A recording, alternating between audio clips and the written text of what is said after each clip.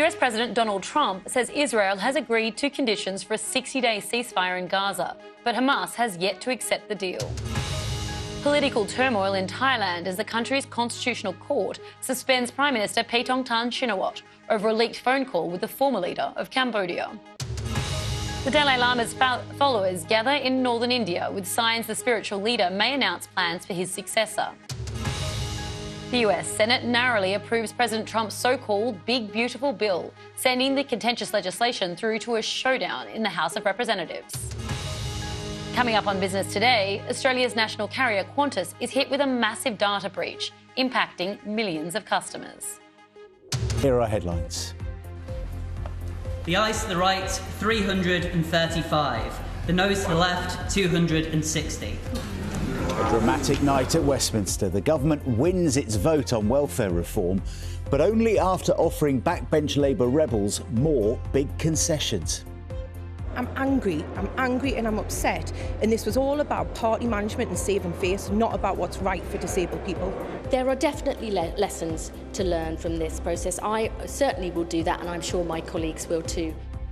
The government bruised, the Prime Minister humiliated. Sir Keir Starmer now needs to find a way to get a grip of his government. And what about the impact of Labour's welfare U-turns on the public finances? Leading economists warn the government's financial credibility is at risk and tax rises are more likely.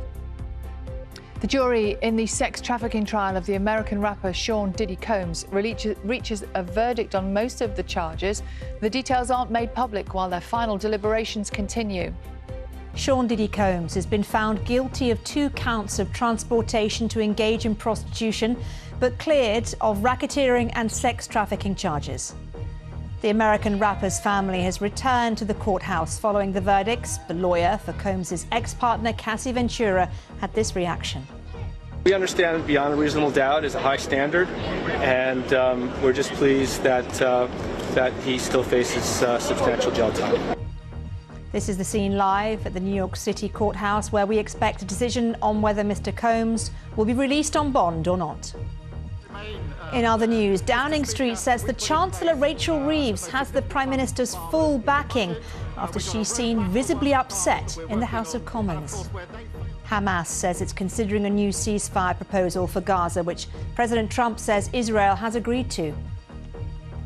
Also coming up on The World Today, the Women's Euro 2025 Football Championship kicks off in Switzerland, with Iceland facing Finland in that opening game. Good morning from Wimbledon. I can't claim to have slept here last night, but we are back in the queue this morning with 10 British players into the second round this year. And one of those, Jack Draper, says he's going to do everything he can to win Wimbledon this year. The centrepiece of the room which everybody asked about because it's Don't Look Back and Anger piano. A trip down memory lane just days before the first Oasis reunion gig. We're going to hear from the people who helped to make the magic happen. We need more bands like Oasis, and it's hard to be a band like Oasis nowadays in today's business, really. So I don't think there'll ever be another one. The top of the Eiffel Tower will be closed for a second day today as the European heatwave continues. There's a live picture, we can at least look at it. Paris imposed its first red alert in 5 years yesterday, giving officials the powers to limit or ban sporting events, festivals and school outings for children, and of course access to monuments like the Eiffel Tower itself. Here, water firms will have to pay households in England increased compensation for service failures as part of plans to reform the sector.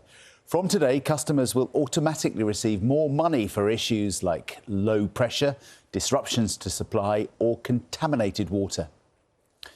The BBC's Director General is facing further questions after chants by calling for the death of Israeli forces by the punk act Bob Vylan were live-streamed from Glastonbury.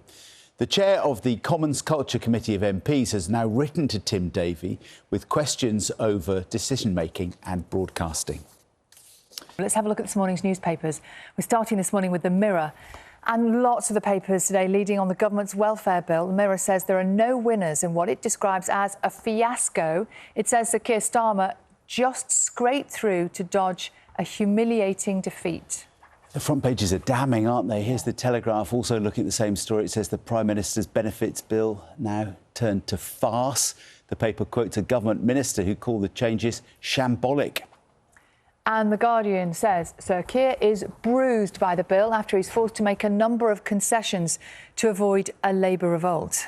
Meanwhile, the Daily Mail leads on the number of migrants crossing the Channel. It says the figures are at a record high. The paper's saying that the official government count stood at just under 20,000, and that was before hundreds more migrants arrived yesterday.